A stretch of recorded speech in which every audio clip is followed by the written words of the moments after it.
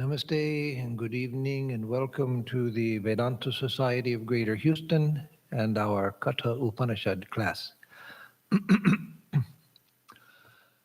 Om Namo Brahma Dibhyo Brahma Vidya Sampradaya Kartrubhyo Vamsharshibhyo Mahadbhyo Namo Namo Gurubhyaha Om Shanti Shanti Shanti Narayanam Padma Bhuvam Vasishtam Shaktim Cha Tatputra Parasharang Cha Vyasam Sukam Gauda Padam Mohantam Govinda Yogindra Mathasya Shishyam Shri Shankaracharya Mathasya Padma Param Cha Hasta Malakan Cha Shishyam Tantrotakam Vartikakara Manyan Asmadgurun Santatamanatosmi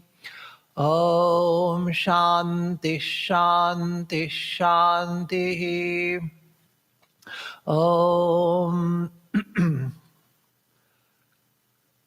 Sahana Vavatu Sahanau Bhunaktu Sahaviryankaravavahai Tejasvinavadhitamastu ma vidvishavahai Om Shanti Shanti Shanti Harihi Om Tat Sat. We salute the lineage of spiritual teachers who have passed down the knowledge of Brahman and the identity of the Atman with Brahman from ancient times, starting with God, the divine being itself, who gave this knowledge to Brahma, the creator, who in turn gave it to the beginning of the lineage of sages in this cycle of creation, who have passed it down from teacher to disciple to the present day. To all of them our profound salutations and respect. May that infinite reality protect us. May it sustain us. May we grow strength together. May our study be vigorous and illuminating. May there be no ill will amongst us. Om, peace, peace, peace be unto us and to all the beings of the universe.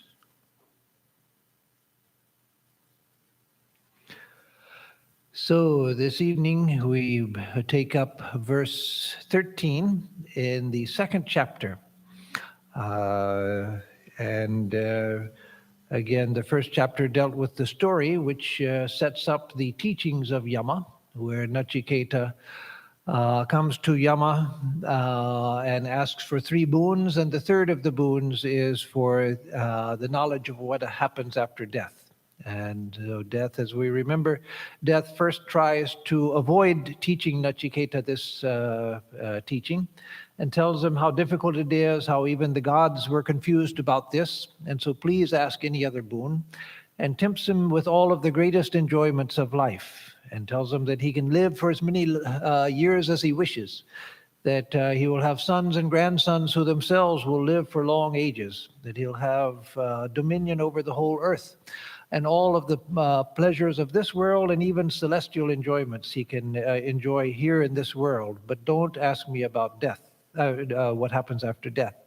And so as we remember, Nachiketa refuses all of those temptations. And in the end, Yama agrees to teach him. And then we find that Yama was pleased with Nachiketa's determination. The fact that he would not allow would not allow death himself to dissuade him from the knowledge of what happens after death. And so in this chapter, chapter 2, which we're on now, it begins with Yama's teaching that there's that which is the good and that which is the pleasant. And there's an interesting thing he says. He says that both bind the soul of man. Both bind the soul. But he says that the wise person chooses the good, and the unwise choose that which is pleasant. and thereby miss the aim of life. But he says in the verse that actually both of them, sinitaha, they both bind the soul of a man, the good and the pleasant. And so, as I explained at the time when we went over that verse, that's because the idea in Vedanta is that even the good, even the sattvic, even the pure, that is a bondage. But it's something we have to attain to first before we can go beyond it. That the person who chooses the pleasant rather than the good, and let me explain once again what I did when going over the verse. It doesn't mean that the good is always opposed to the pleasant. It doesn't mean that the good is always unpleasant. And so you should always choose the unpleasant. No, it means that when there's a conflict between what you know is the right thing to do and something else which is much more pleasant to do, then choose the right thing. Not because God wants you to, not because the scriptures want you to, not because old sages who were party poopers, they want you to, but because it's good for you. The idea is that our own welfare is in choosing that which is right, that which is the higher. But again, even that binds the soul. If Swami Vivekananda said, as I mentioned, I think in the last class, that the chain of gold is as much a chain as the chain of iron. So the chain of iron is choosing the pleasant when it's in conflict with the good. And choosing the good is like the gold chain, but both of them bind us. And so we have to eventually give up both. And again, as I explained last time, but it's worth explaining multiple times, that the sattvic, the good, the pure, that which is for the welfare of others as well as for my own welfare, that by choosing that, the mind becomes sattvic. The heart becomes tranquil, the mind becomes tranquil, the heart becomes pure and transparent. And then we are able to rise above both. So in Vedanta, we don't seek, and this should not be misunderstood, in Vedanta, we're not seeking to be good, we're seeking to be free. Good is a means to getting free, but freedom is beyond both good and bad. And so we first become more expansive in heart, more unselfish, more giving, more accepting, more loving, etc.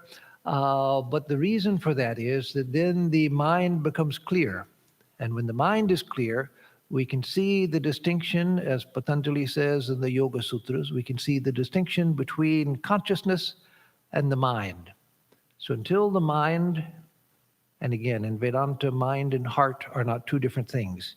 You hear a lot of people talking nowadays, and there's a reason for it, a good reason for it. People talking about, well, he's too much in his head, he has to come down into his heart. But what most people mean by that is this is just thinking too much, he needs to be more loving and so forth. Well, that's good advice. But when Vedanta says that there's no difference between the mind and heart, that's because the higher mind is experienced here. And that people in all ancient cultures knew. Native American, Chinese, all over the world, Egyptian, everywhere in the world. The Christian saints knew it. And that's why Aristotle famously said, he was one of the early Western physiologists, among many other things. He said that the brain was a radiator for the blood. That's what he thought that the brain must be for, because he knew that the mind resides in the heart. And so he thought that it resided within the blood-pumping organ. Of course, we know that that's not true. But what he knew also was true, not about the brain, but about the heart, that not the blood-pumping organ, but here is the psychic center of our being. And that's why we have the center of our identity here, and why when I say, oh, I did it, we touch our hearts, because we have a sense that this is my psychic center. So all of that is not directly pertinent to the point now, but the idea is that when the mind, which is the higher mind, which is the heart, when it becomes tranquil, becomes expansive, becomes unselfish, then we can see the distinction between consciousness and the mind itself, the heart itself. And then we become free. So again, that's why he says in the first verse of the second chapter that both of them bind the soul. He says, one thing is the good, and quite different indeed is the pleasant. Having been of different requisitions, they both bind the Purusha, bind the soul. They both bind the soul, the good and the pleasant. But good befalls the one who follows the good, but he loses the goal who chooses the pleasant. Again, when the two are opposed to each other. So, again, now in verse 13, it's related to verse 12. So I'm going to start on verse 12, which we did where we ended last time, and that will lead us into verse 13. So I'll just read the English and give a little commentary on the meaning, and then we'll come to the new material. So verse 12 says, "The wise one relinquishes both joy and sorrow, having realized by means of meditation on the inner self, Adhyatma Yoga Adhigamena, by means of meditation on the inner self, the Atman. The wise one relinquishes both joy and sorrow, having realized by means of meditation on the inner self, that ancient, effulgent one, hard to be seen, Duradarsham, hard to be seen, subtle, Anum, very subtle, immanent, and seated in the heart and residing within the body."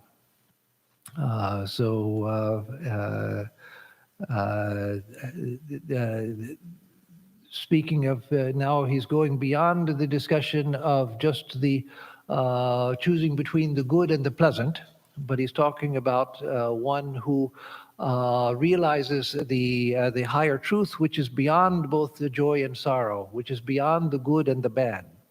And attains to that ancient, effulgent one, hard to be seen, subtle, immanent, seated in the heart and residing within the body.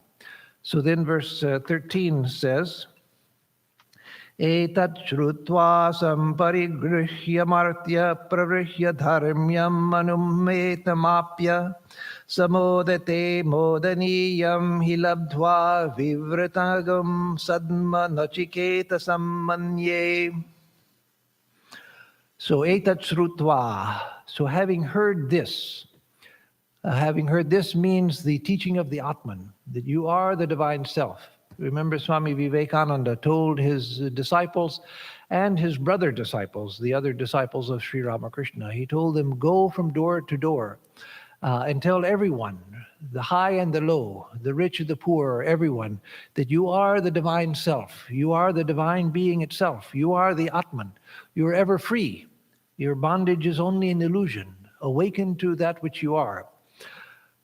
That's a wonderful thing, but something we still have not yet learned how exactly to do. Do you go and knock on people's door and say, by the way, I just wanted to tell you that you are the Atman? It'll be a new form of the Jehovah's Witnesses, the Vedanta witnesses.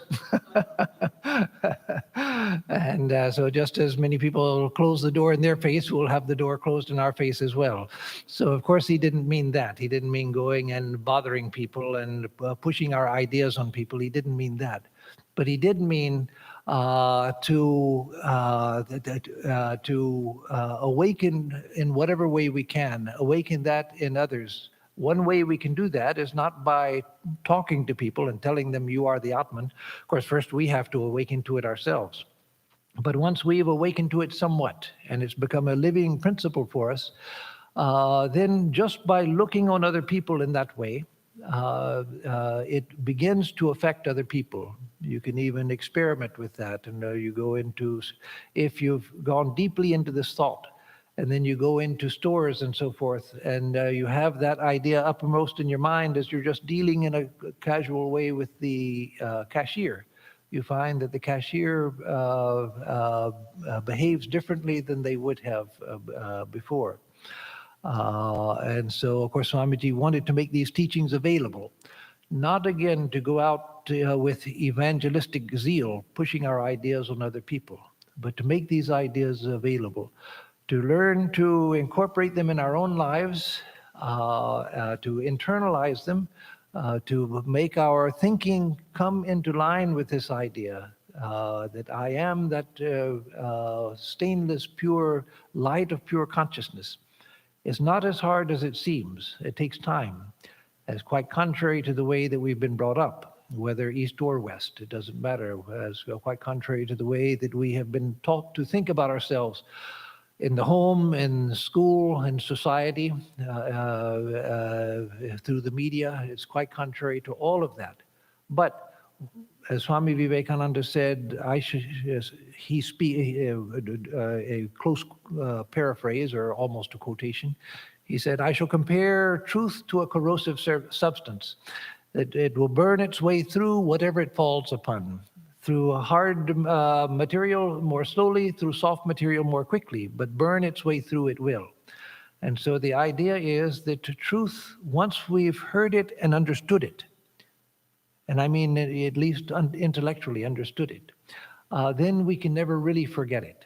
We can never forget it, because once we know something is true, you can't completely go back on it. You may try, but you'll find that you're unsuccessful.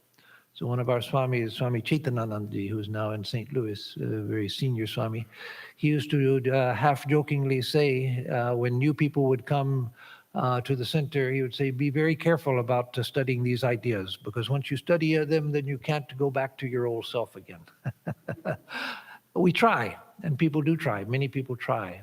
But once you've understood something to be true, you can't completely negate it. Once you've understood that the earth is round, you can't really be a flat earther. There are flat earthers, but I'm convinced that most of them know that the earth is not flat, because it's easy to understand that the earth is round. Once we've heard it and we've studied it a little bit in school, we know that the earth is round.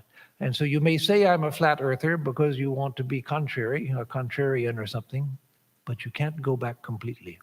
So once you know something is true, once you know 2 + 2 is 4, somebody may talk themselves blue in the face telling you that 2 + 2 is 5, but you can't accept it.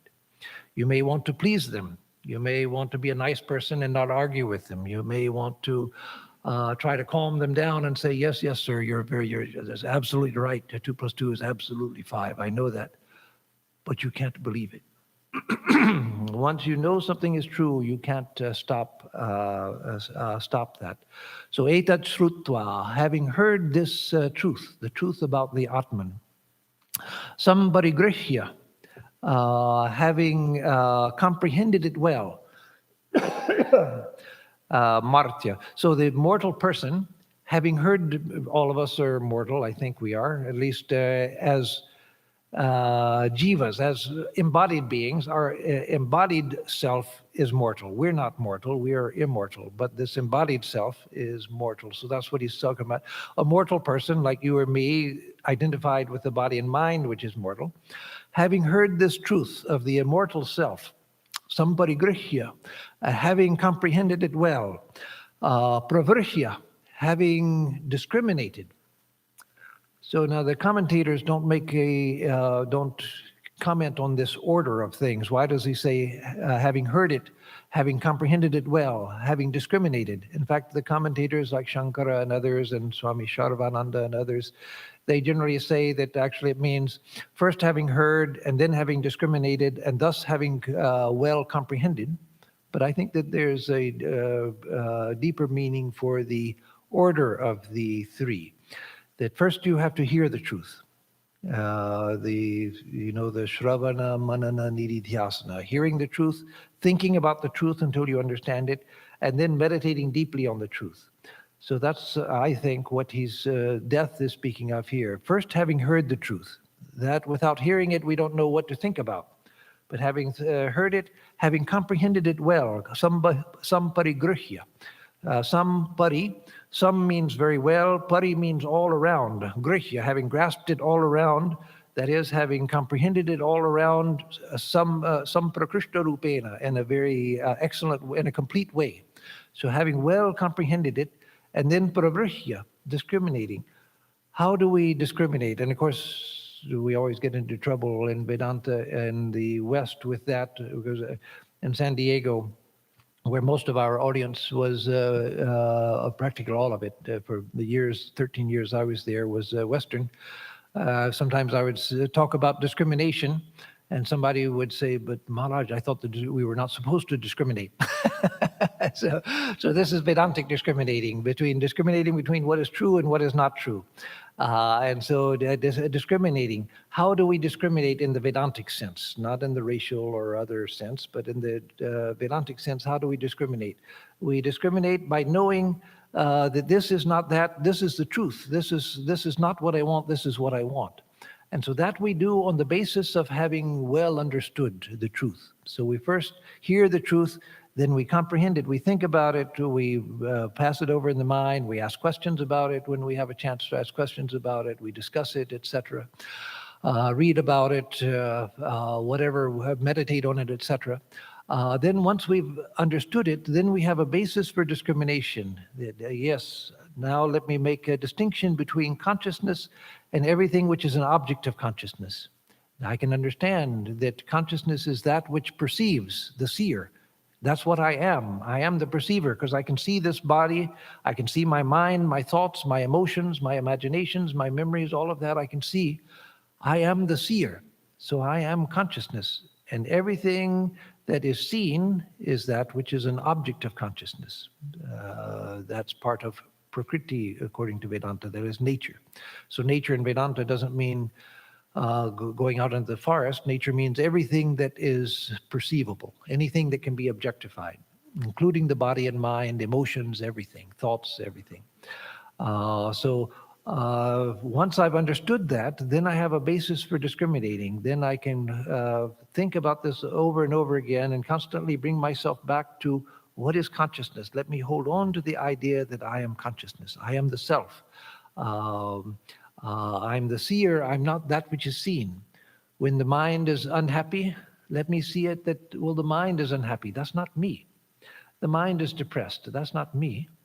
To put that wedge between who I am as consciousness and everything else.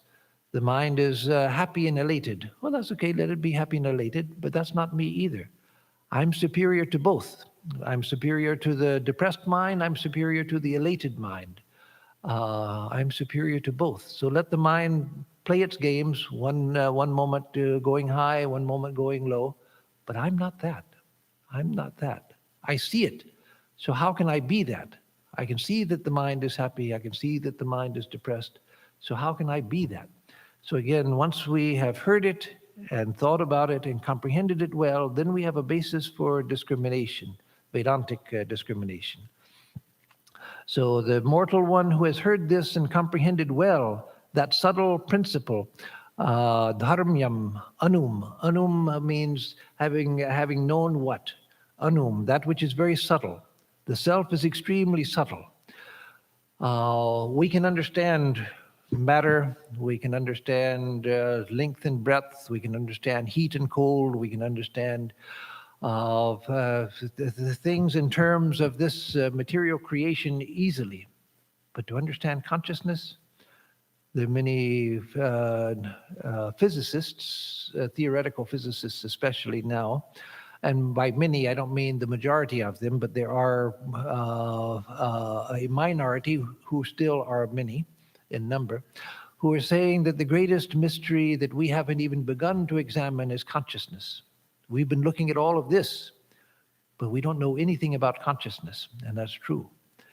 We can know about consciousness. That's the whole intent and purpose of Vedanta, is the inquiry into consciousness.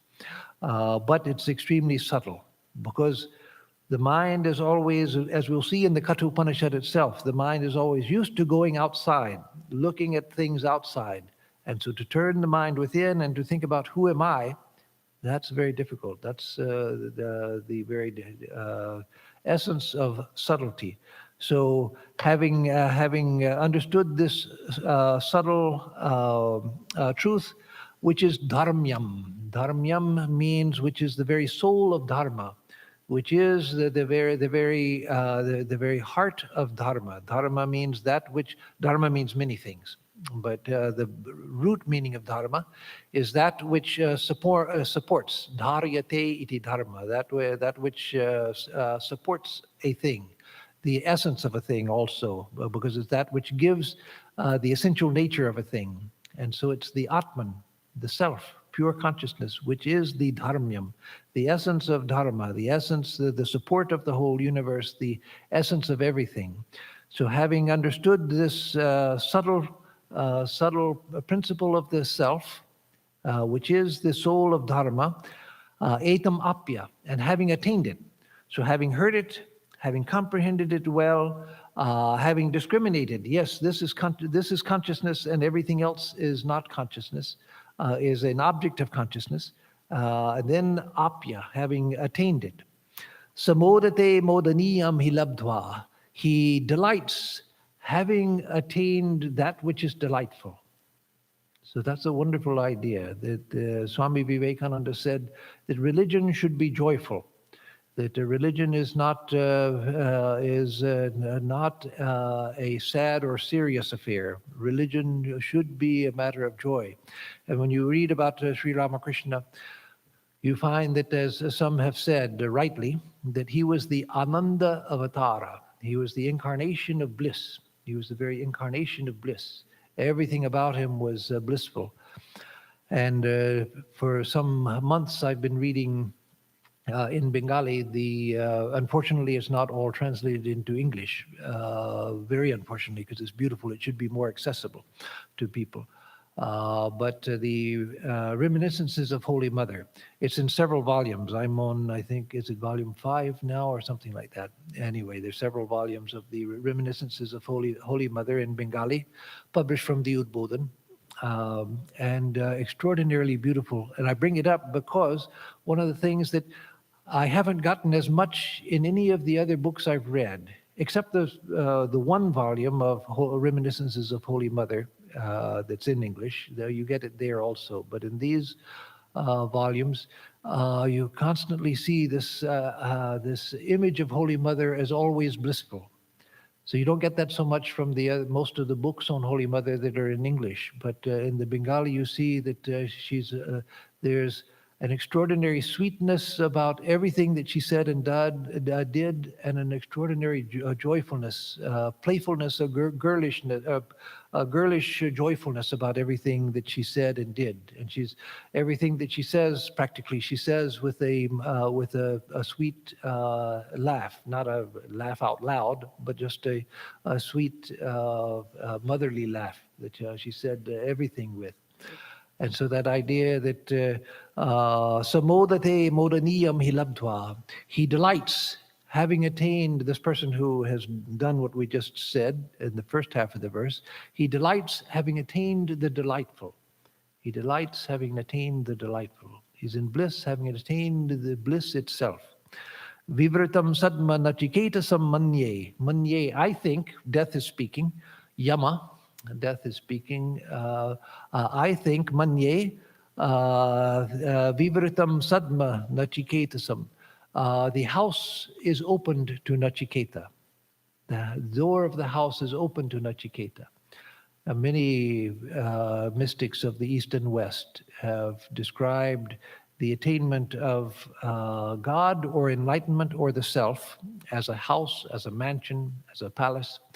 And so here Yama is saying, I think that the door is opened to Nachiketa. That is the door to the self, the door to the palace of the self, the home of the self, that door is open.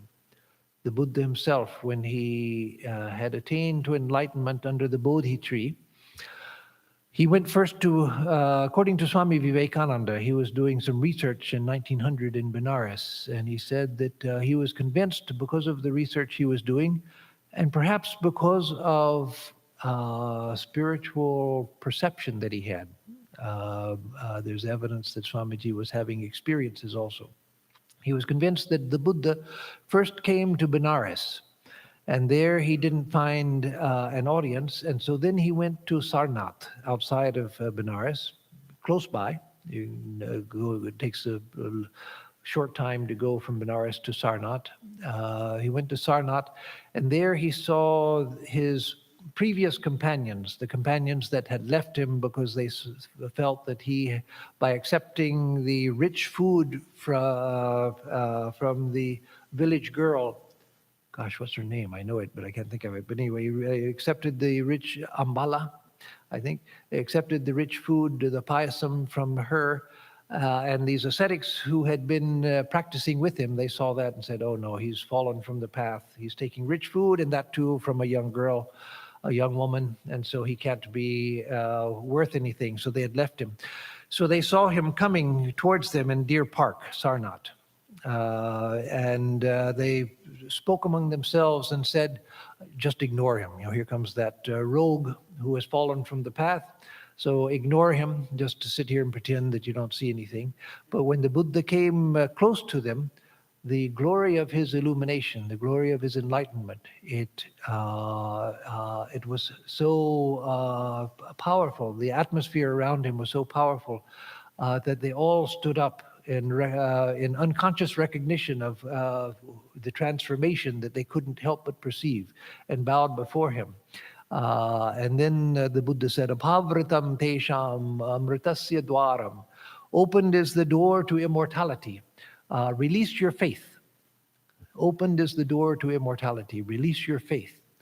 And so then these ascetics became his disciples. And he gave his first sermon. But again, that idea that the door of immortality is opened. So here he's saying that the house, Sadma, the house is opened to Nachiketa. The house of enlightenment is open to Nachiketa. So the whole verse says, the mortal one who has heard this truth of the self, and comprehended well that subtle principle, the soul of Dharma, after discriminating it, attains it. He verily rejoices, having obtained the enjoyable, or he rejoices having attained that which is joy itself. Methinks the house is open for Nachiketas. And then we come to verse 14, which says, Anyatra dharmad, anyatra dharmad, anyatra smat krita kritat, anyatra bhutacha bhavyacha yattat pashyasi tadvara. So here, anyatra dharmad, anyatra dharmad. That here, I should mention, here Nachiketa is speaking again. It doesn't say Nachiketa uvacha, but it's understood that he's asking death, Yama, the god of death, this question. Anyatra dharmad, anyatra dharmad. That which is other than dharma, and that which is other than adharma. That is, that which is other than the good, and that which is other than the bad. That which is other than the pure, and other than the impure. Because again, in the first verse of this chapter, as we saw, and that's why I mentioned it in the introduction to the class today, that he had said Yama had said in the first verse, that the good and the pleasant both bind the soul of a person. Both the good and the pleasant bind the soul, but we have to choose the good. As long as we have the sense of being agents, we have to choose the good, because that will expand the heart, tranquilize the mind, purify our vision so that we can see the truth. But he had said that both bind the soul. So here Nachiketas is asking that which is other than dharma and other than adharma. Anyatrasmat krita kritata. That which is other than cause and other than effect. Or is actually mentioned in the opposite order, but it doesn't matter. That which is different from cause and effect. That which is not the effect of anything, and which is not the cause of anything. Because one of the proofs of God's existence, according to Aristotle and the Christian theologians, was, and I think it probably went for the Muslim thinkers as well, one of the proofs of God's existence is that everything here seems to be an effect. And we find that the law of causation works everywhere here. Everything is usually both a cause and an effect. It's an effect of something, and it's the cause of something else. This cup is the effect of the potter and the clay and the potter's wheel. The ginger tea, which is in here, is the effect of ginger plus the kind person who made it, and the honey that's added to it. Everything here is an effect, and it in turn becomes a cause of something else. And so the theologians have said that the proof of God's existence is that this universe must be an effect of a primordial cause. There must be the primordial cause which brought this universe into being. And so that primordial cause is God. But Vedanta says that the truth is beyond both cause and effect. That's why in Vedanta we speak, when speaking devotionally, in Vedanta, as you know, there's the way of speaking philosophically, and there's the way of speaking devotionally. First, we have to speak correctly. So the way of speaking philosophically and the way of speaking devotionally, and both are true. And some people prefer one over the other. But when speaking devotionally in Vedanta, we say that this universe is the play of God. Why? Because play is, the difference between play and work is that work is serious and something that has to be done. There's a sense of duty and a sense of responsibility. That's why kids who have no responsibilities, then they're carefree. They just play. The kids do many of the same things that we do as adults, but they do it just for fun, whereas we have to do it. And so we adults carry around this burden on our shoulders, this weighty burden of responsibility and seriousness and everything, whereas kids do the same things just for fun. So the idea that this is the play of God is to say that it's only an appearance. It's only an appearance. It's just the play. It's all just for fun. It's not serious. As one of my friends, a Swami in India, used to say when we would talk about these things, when we were together in training center, he would say that taking the world as play is one of the most serious things you can do because it takes hard work to see that everything that I experience, all of the hard things that I experience, the difficulties I experience, no, none of it is serious. It's all just play. I suffer because I take it seriously. So this isn't to be used to make light of other people's sufferings. It's to be to make light of our own sufferings and say, it doesn't matter. It doesn't matter. It's all just for fun. It's just an appearance, just a play of consciousness. And so that's to get beyond the idea of cause and effect. And so within cause and effect, there's no freedom at all. And that's why science, modern science, tends towards determinism.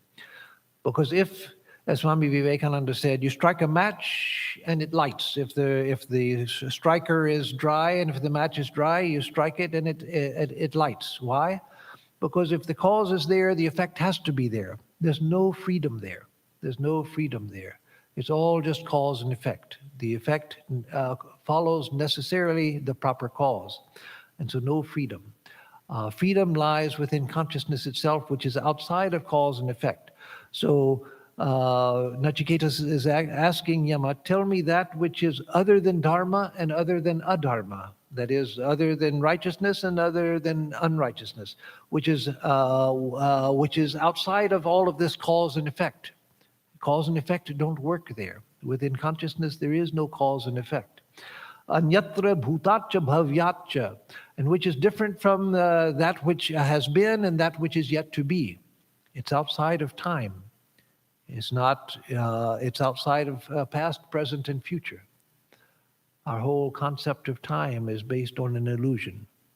We think that the present moment is the geometrical point between the future and the past. So there's the future. It's passing through the present moment and it's turning into the past. So here, the future is here, the past is there, and the present moment is just that point where the future passes into the past. That's our concept of time.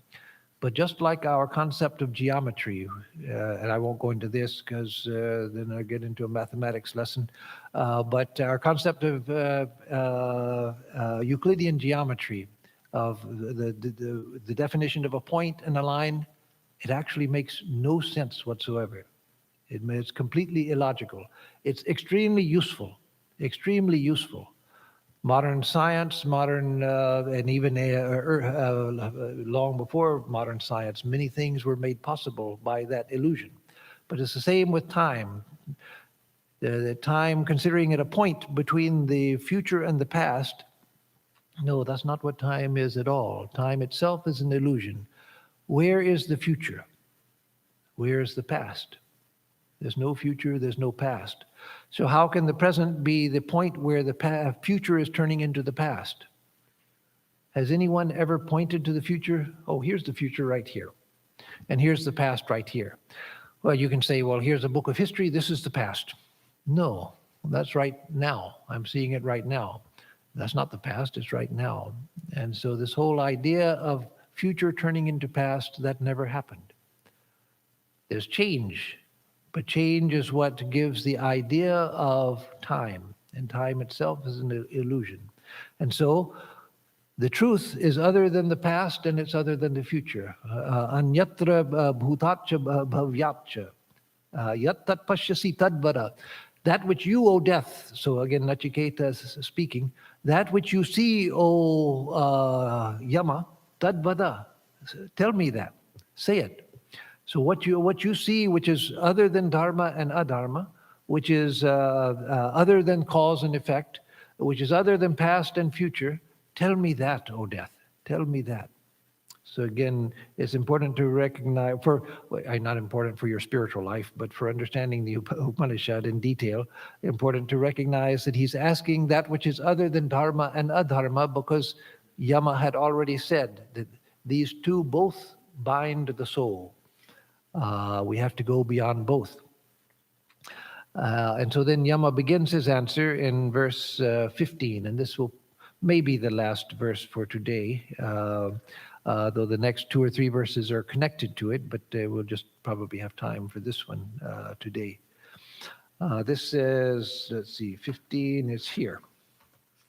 Sarve Veda Yat Paramamananti Tapagumsi Sarvani Cha Yadvadanti Yadichando Brahmacharyam Charanti Tatte Padagum Sangrahena Bravimyo Mityetat.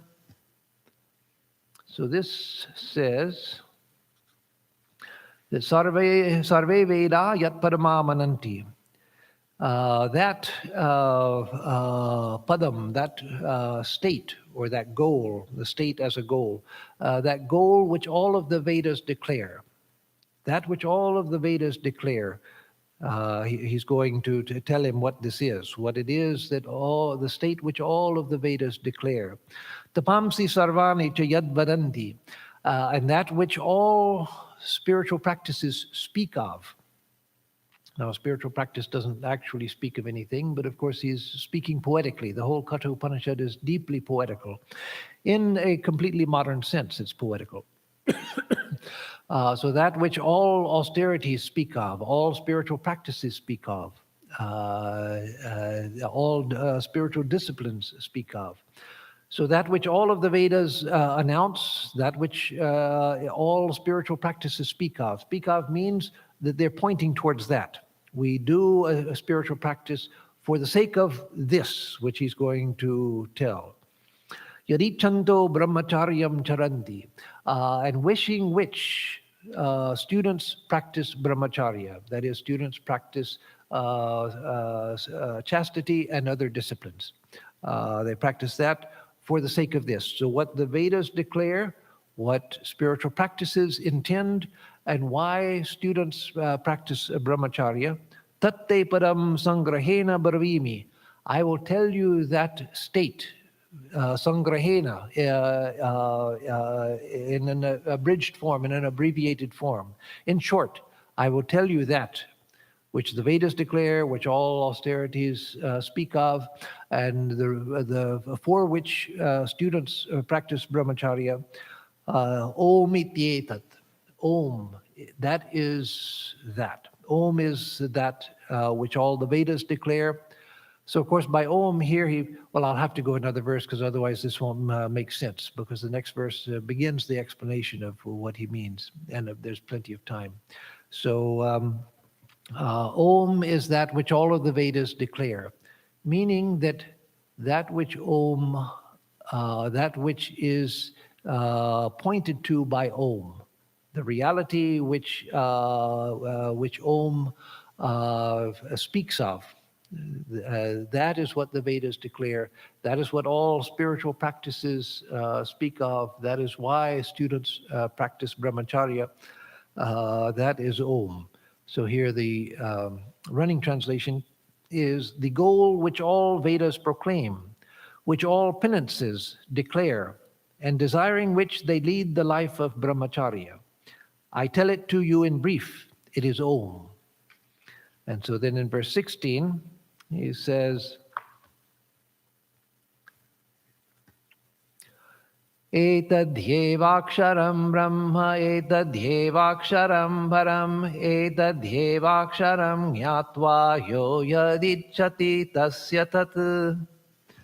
So etadhyevaksharam brahma, this letter, this akshara, this letter O, or this syllable, akshara. Sanskrit is a language where the syllable is the basic unit of the grammar, not the letter. They have an alphabet based on letters, and so syllable is made up usually of one or more letters, but it's the syllable which is important in the Sanskrit. So an akshara can mean a letter, or it can mean the syllable. And so here this akshara, this syllable is Brahman. This Om is Brahman. Etadhevaksharam param. It's also the supreme, param. So the commentators, I think rightly, they say that first he's saying that this akshara is the personal, the apara Brahma, the saguna Brahma, that is God. Om is God. And Om is also the supreme, that is the supreme Brahman. So it's both God and it is Brahman, the transcendent. Etadhyevaksharam jnatva, having known this syllable, yo yadichati tasya tat, whatever one wishes is his. Now this can be interpreted several ways. Whatever he wishes, one who attains to it, whatever he wishes is his. Probably the most likely interpretation is what Shankara gives, and that is whether one wants the Saguna Brahman, that is God, personal God, or whether one wants Brahman, the supreme absolute, transcendent Brahman, beyond time, space, relationship, cause and effect, everything. Whichever of the two one wants, one attains through Om.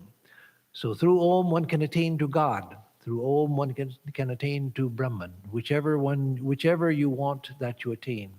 Another meaning sometimes given to this is that when through the deep meditation on Om, one has realized the truth, then one becomes one who, whatever desire arises in the mind, that becomes fulfilled.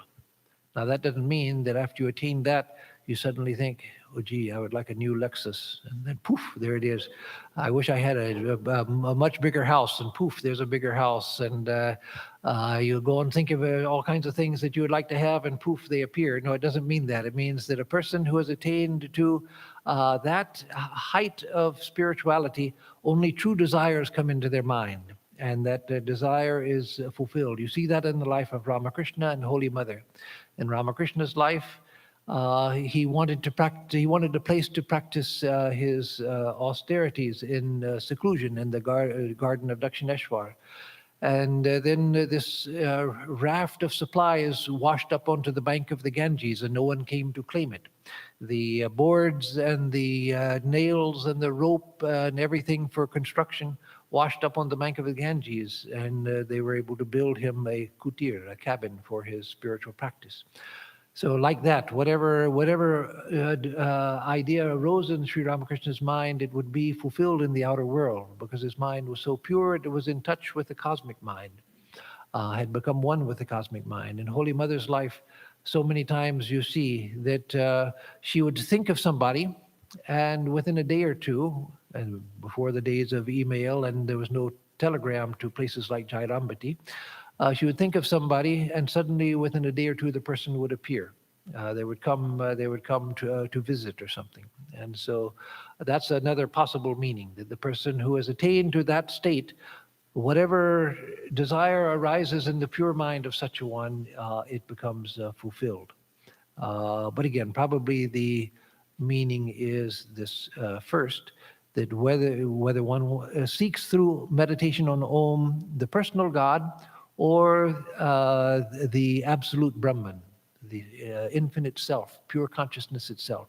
Either one can be attained through meditation on Om. So let me close by talking a little bit about Om. There's another verse or two that speaks of Om. Just one more verse. So let me do this other verse, and that will, and then the few words that I have about Om will be cover both or all three verses, starting from 15, 16, and 17. Etadalambanam shreshtam etadalambanam param etadalambanam gyatva brahmaloke mahiyate. Etadalambanam shreshtam. This is the greatest support. Om is the greatest alambanam, is the greatest support. Etadalambanam param. This is the supreme support. There's no support higher than Om. Etadalambanam gyatva. Having known this support, that is, having realized Om, brahmaloke mahiyate. One becomes great in the world of Brahman, or one becomes adorable in the world of Brahman. That means one, by attaining to Brahman, or if you're seeking the Saguna Brahman, that is personal God, then one lives in the realm, and Brahmaloka in the realm of God. In Vaikuntha of the Vaishnavas, Kailas of the Shaivas, the Western paradise of the Mahayana Buddhists, the Christian mystical heaven, not the family reunion heaven, but the mystical heaven of the great mystics of Christianity. Ramakrishna Loka, for the devotees of Ramakrishna, one goes and dwells there. Or if one is seeking the supreme, the impersonal Brahman, then one becomes Brahman and thereby becomes adorable. So this support is the best. This support is the supreme. Knowing this support, one is worshipped in the world of Brahman.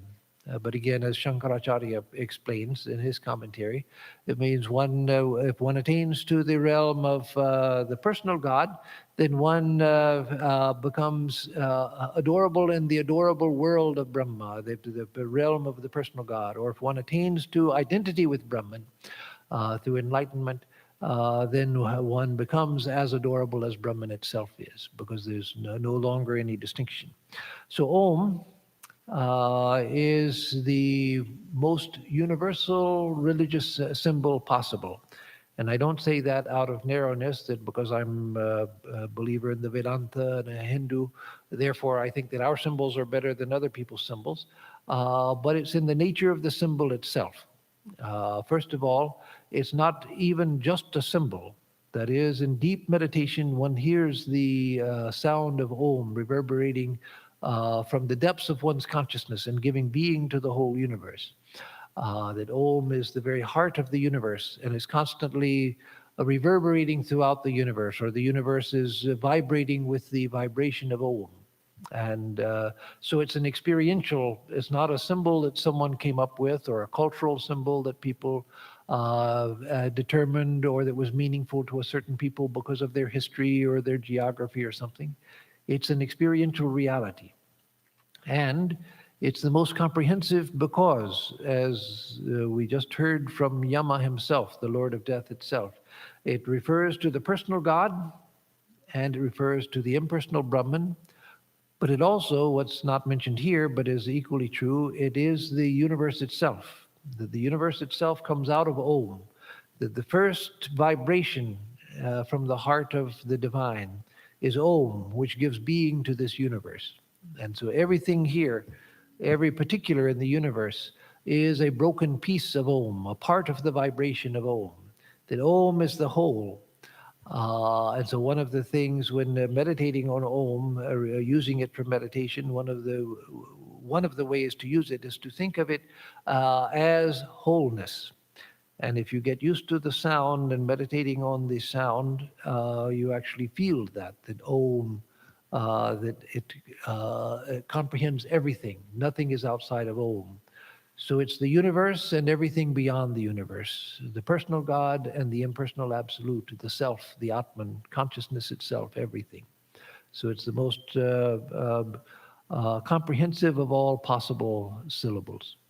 So Yama says that the goal which all the Vedas proclaim, which all penances declare, and desiring which people lead the life of brahmacharya, I tell it to you in brief. It is Om. This syllable is Brahman. This syllable is also the supreme Brahman, the highest, the transcendent. Having known this syllable, whatever one desires, one gets that. This support is the best. This support is the supreme. Knowing this support, one is worshipped in the world of Brahman. So we'll stop here. And if there are any questions, I will take those before we close.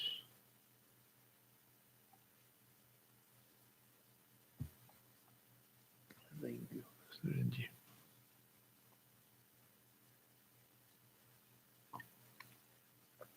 Okay. My question is that if the mind and not the self experiences elation, then how does the self experience peace and contentment? Yes, good question.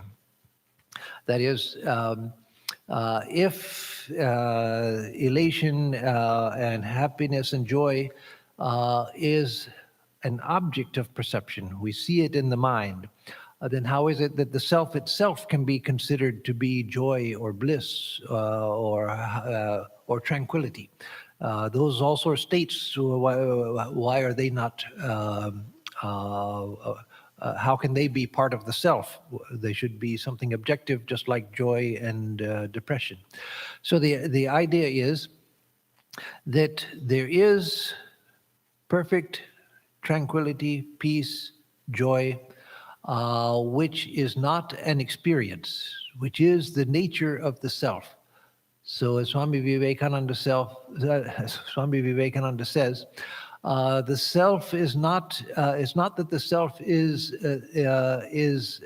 existing or existent. It's existence itself.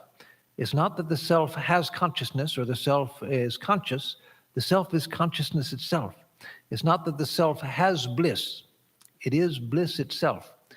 And going a step further in that same line that Swamiji was going, we can say that it's not that the self is existence and consciousness and bliss.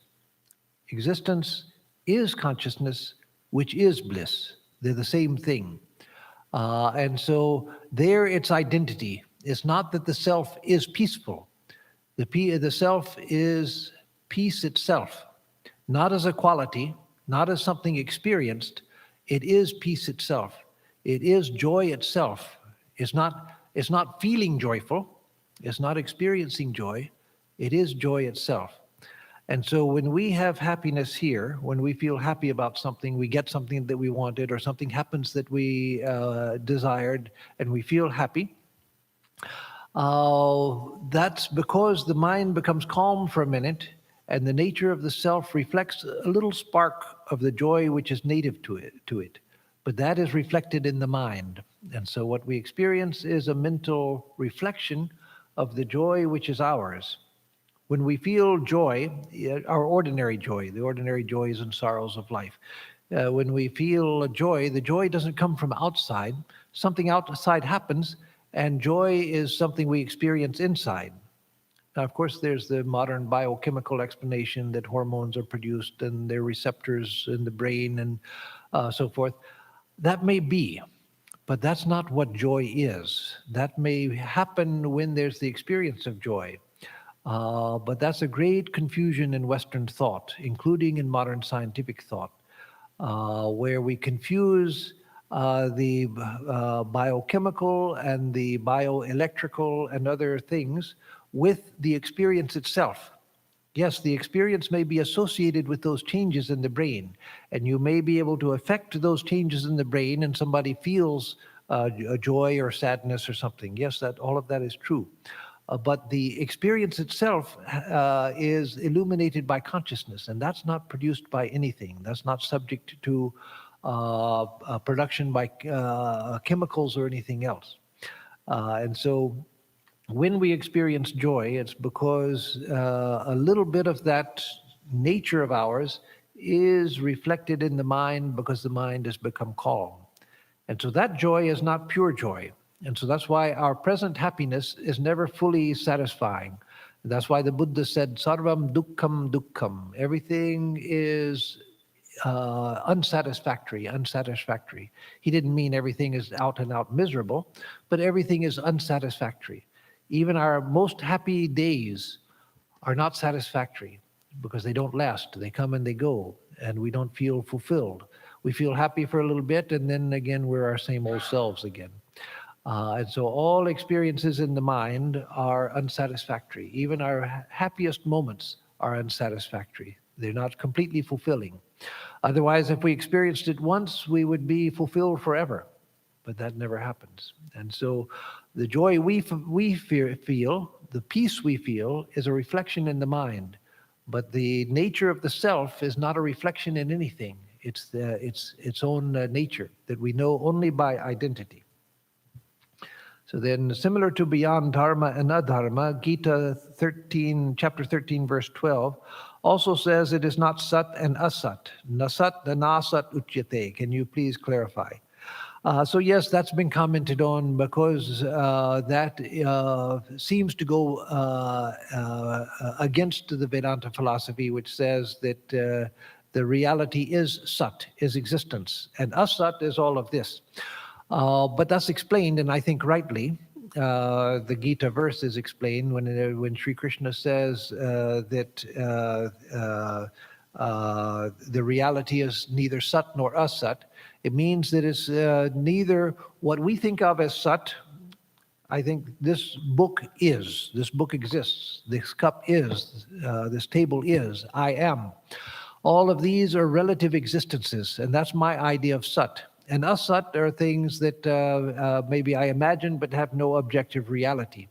And so it's speaking of relative experiences of relatively existing and relatively non-existing. And so it's outside of that.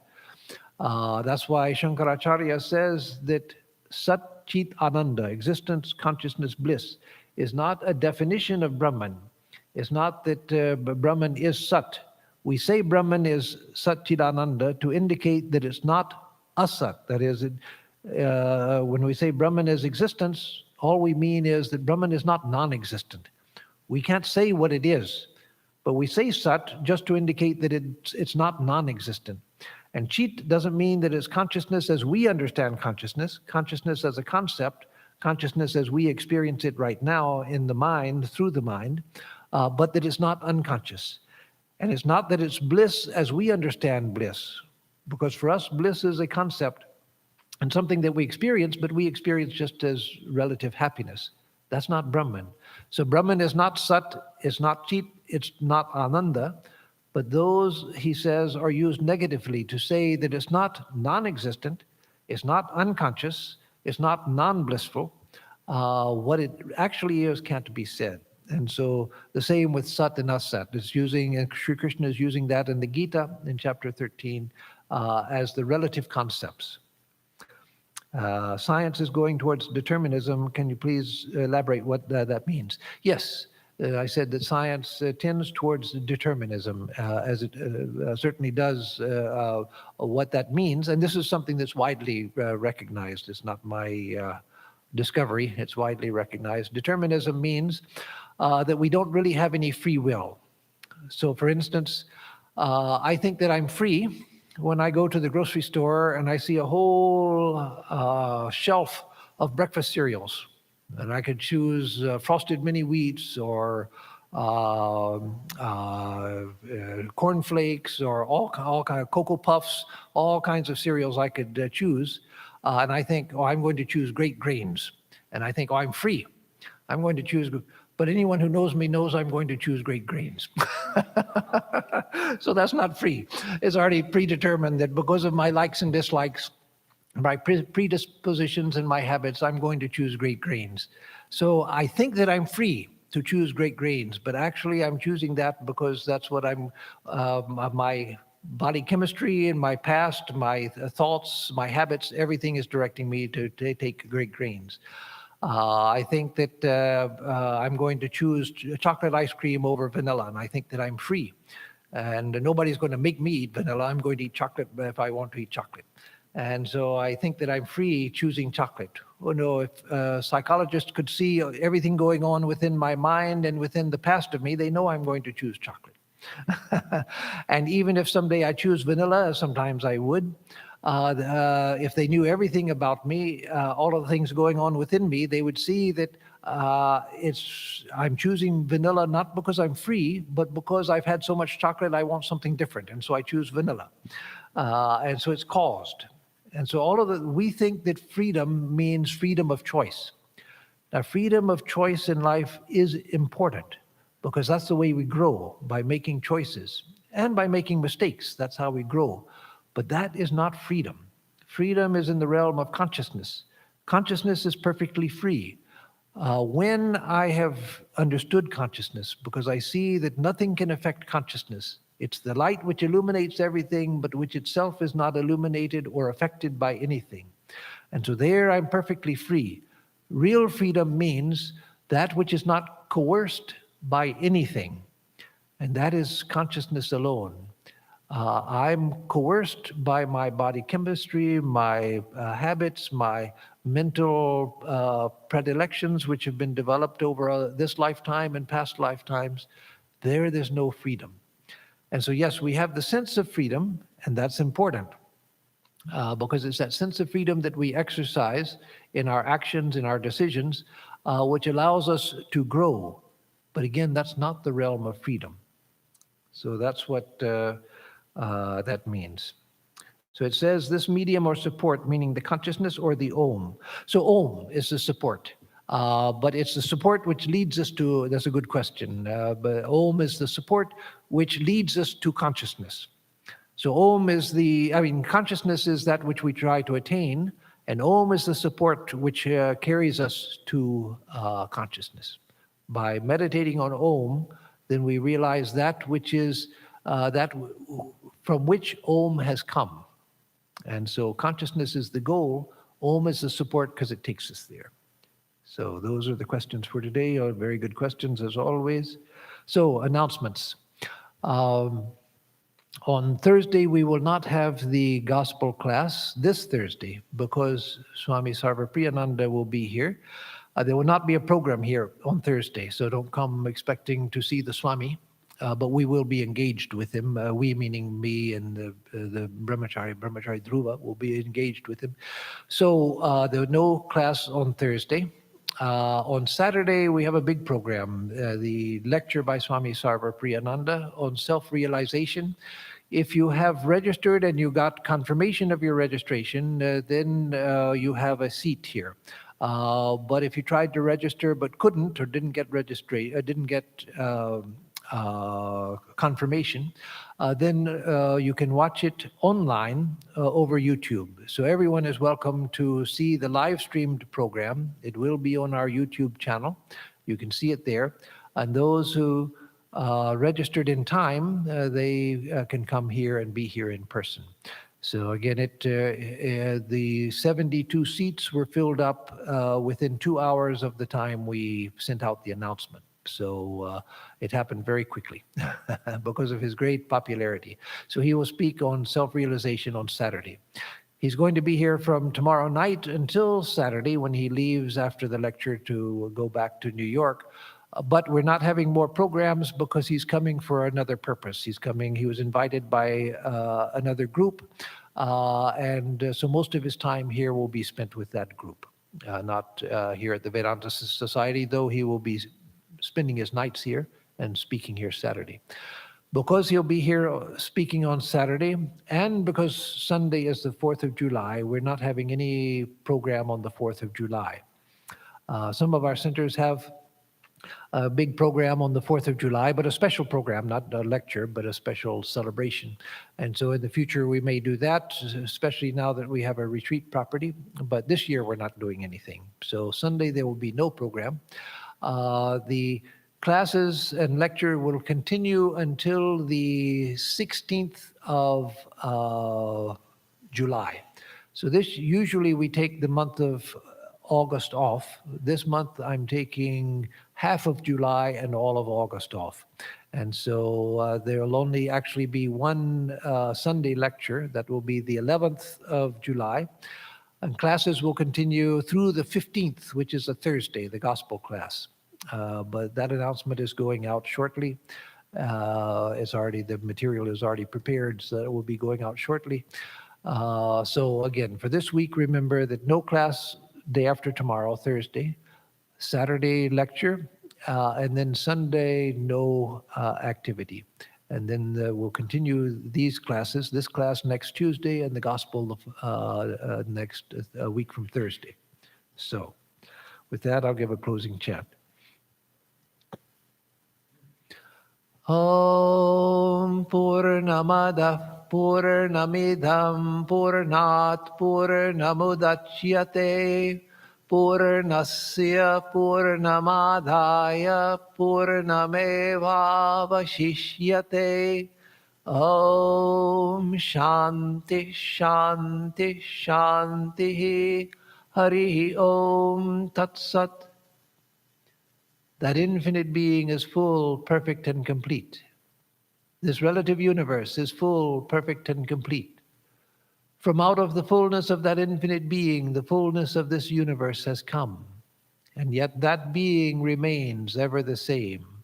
Om, peace, peace, peace be unto us and to all the beings of the universe.